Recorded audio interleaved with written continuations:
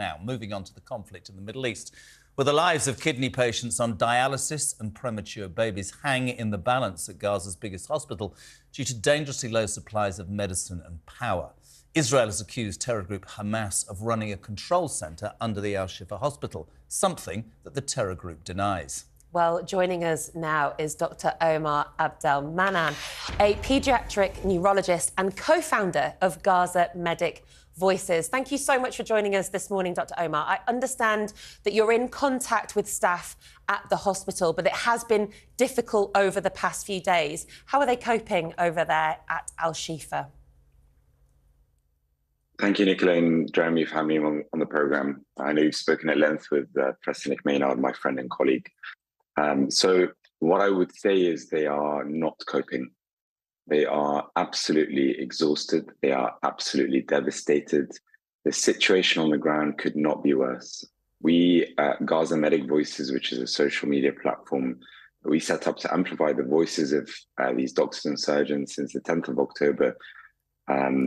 On a daily basis, have been in contact with medics, healthcare workers on the ground. And the situation, frankly, every day gets worse than the day before. You know, it was almost 2 or 3 weeks ago now that we had the bombing of a hospital, and we thought that things couldn't get worse than that. Now we are seeing hospitals turning into war zones. Talking to Dr. Hassan Abu Sitta, who's a plastic surgeon based in London and has extensive experience and is inside Gaza and talks a lot on media. He has told us that there are eyewitness accounts of Israeli snipers firing and killing nursing staff at the windows of Al-Shifa Hospital.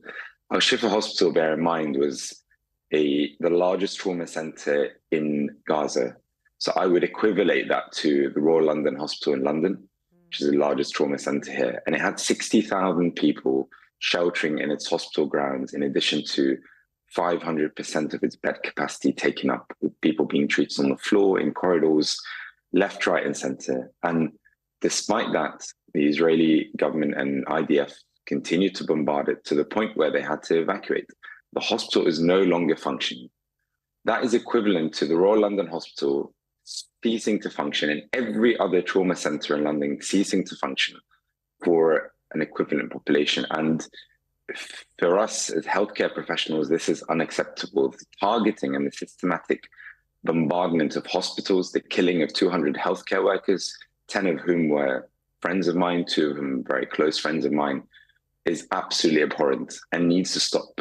We have heard voices. Finally, we have had some people with a conscience come up in the last few days, starting with President Macron of France saying a ceasefire is urgent, or at least saying to Israel to stop killing children. We have heard from the Archbishop of Canterbury, Justin Welly, saying this morning that we cannot support this continued escalation. And this, you know, we need this counter narrative against the warmongering that has frankly been happening behind the scenes in the political sort of stratosphere. And bear in mind, these are 2 million people besieged for the last 17 years by air, land, and sea.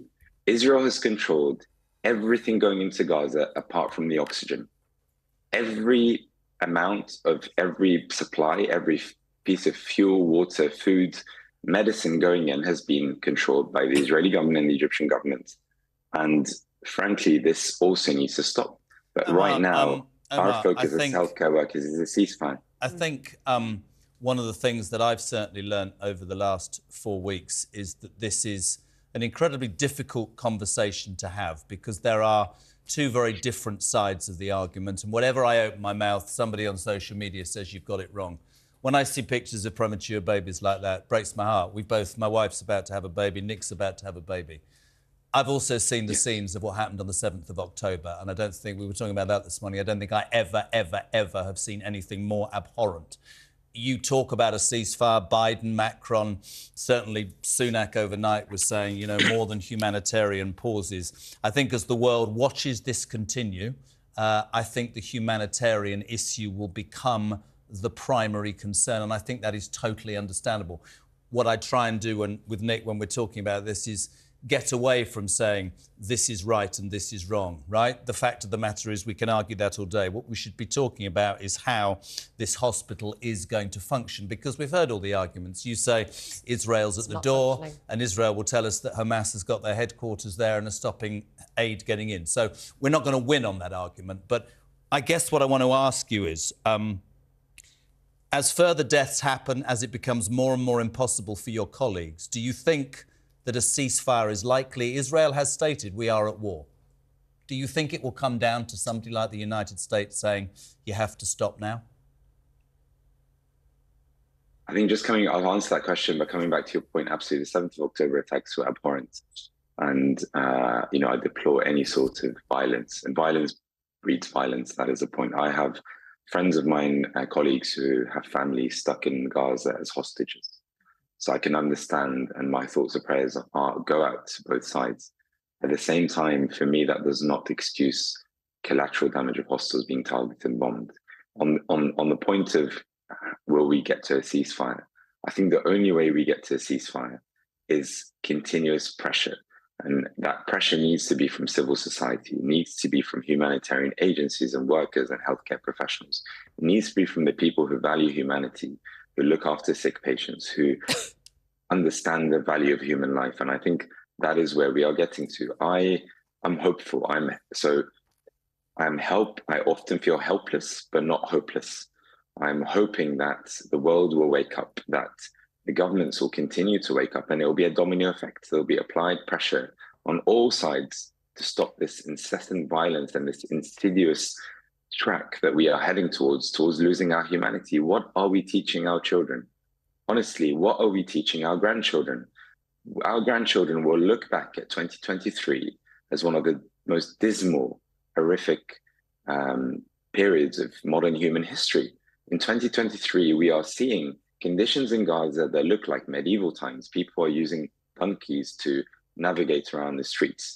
Premature babies are being taken out of incubators and wrapped up in aluminium foil, as you rightly said in your pictures, to allow them to survive. And they will not survive for very long. Omar, we know at Al-Shifa Hospital...